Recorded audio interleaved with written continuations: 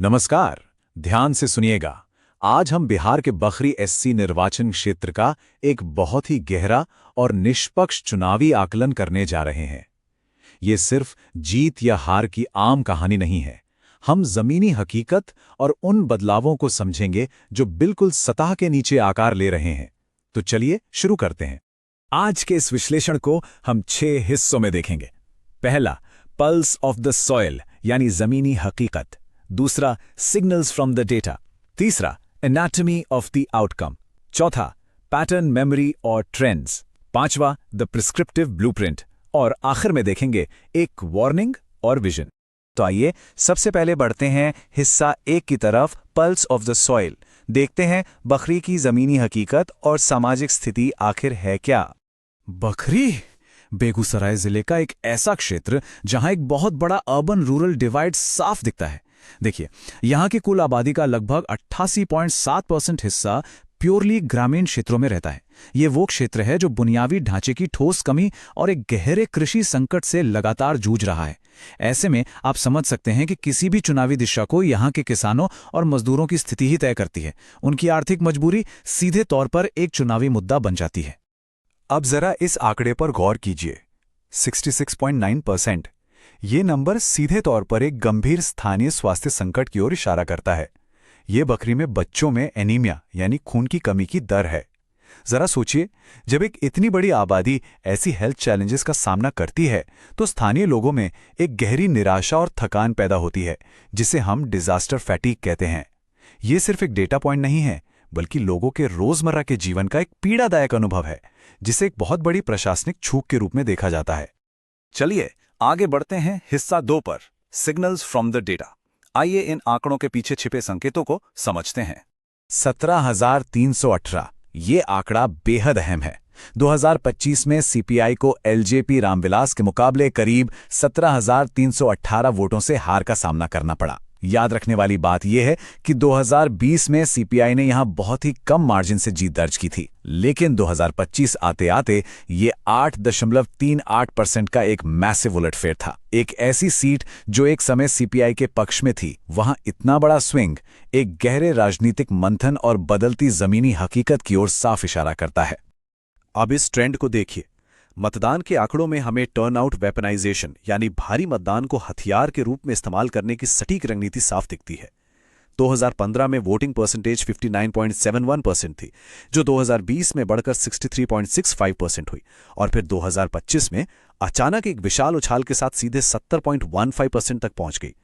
ये बढ़ावा टर्नआउट को इत्तेफाक नहीं था, बल्कि सीधे तौर पर एनडीए की मजबूत ग्राउंड मशीनरी का असर था, जिन्होंने अपने समर्थकों को मतदान केंद्रों तक पहुंचाने का काम बहुत ही सिस्टमैटिकली ढंग से किया। हिस्सा 3, एनाटॉमी ऑफ द आउटकम। आखिर ये नतीजा आया कैसे? आइए इसके व्यवस्थित कारणों की गहरी जांच करते हैं। इस नतीजे की वजह बहुत साफ है। एक तरफ थी सीपीआई, जो अपनी पुरानी परंपरागत ट्रेड यूनियन तकनीकों और विचारधारा पर निर्भर थी, बिल्कुल एनालॉग अप्रोच। और दूसरी तरफ थी एनडीए, जिसने डिजिटल तकनीक और माइक्रोकास्ट यानी सूक्ष्म जातीय समीकरणों का जबरदस्त इस्तेमाल किया।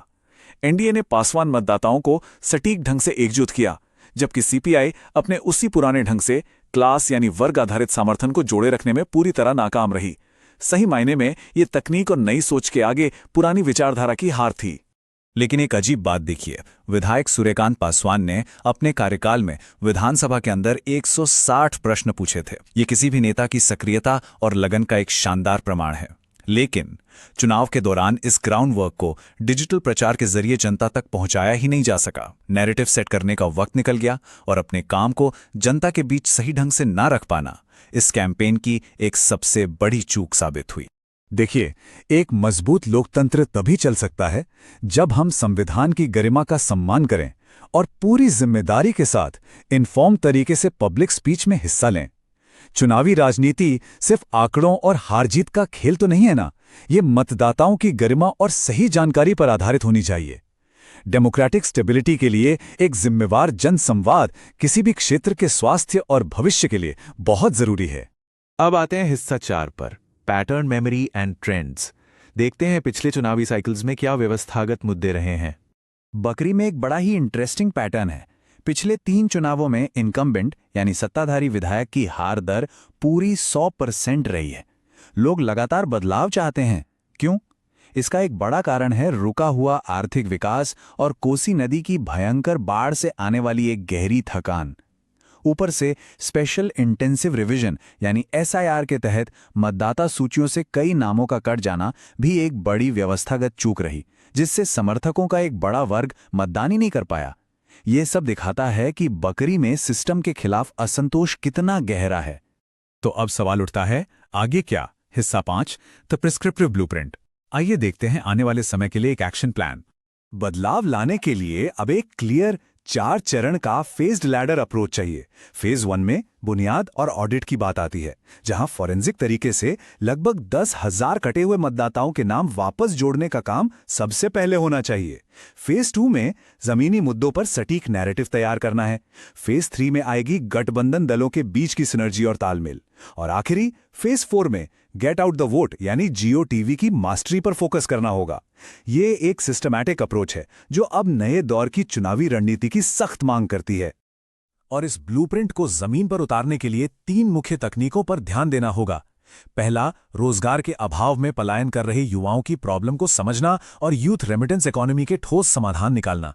दूसरा, EBC यानी अति पिछड़ा वर्ग के दिलों तक माइक्रो टारगेटेड आउटरीच से पहुंचकर पुराने जातीय समीकरणों को तोड़ना। और तीसरा, पंचायत स्तर पर लोगों की शिकायतों को एनालाइज करके बिल्कुल सटीक और हाइपर लोकलाइज्ड व्हाट्सएप कंटेंट तैयार करना। जब तक मुद्दे जमीनी नहीं होंगे, जनता का विश्वास जीतना लगभग नामुमकिन है। और आखिर में हिस्सा 6, वार्निंग एंड विजन। अगर चीजें नहीं बदलीं तो आगे क्या परिणाम हो सकते हैं? याद रखिए, साल दर साल आने वाली बाढ़, फसलों का भारी नुकसान और प्रशासन की लगातार चुप्पी, इससे जनता के अंदर जो भारी निराशा और गुस्सा पैदा होता है वही डिजास्टर फटीग है। अगर इन बुनियादी जरूरतों को अनदेखा किया गया तो बखरी जैसे क्षेत्रों में चुनावी स्थिरता और उलटफेर हमेशा बना रहेगा। ऐसे हालात में राजनीतिक संस्थाओं पर से लोगों का भरोसा बिल्कुल उड़ जाता है और ये किसी भी सिस्टम के लिए एक कड़ी चेतावनी है। लेकिन विजन ये होना चाहिए कि सही मायनों में हम जनता को सशक्त बनाएं, और इसके लिए भारत के DPDP फ्रेमवर्क के तहत प्राइवेसी और सहमति यानी कंसेंट का पूरा सम्मान होना ही चाहिए।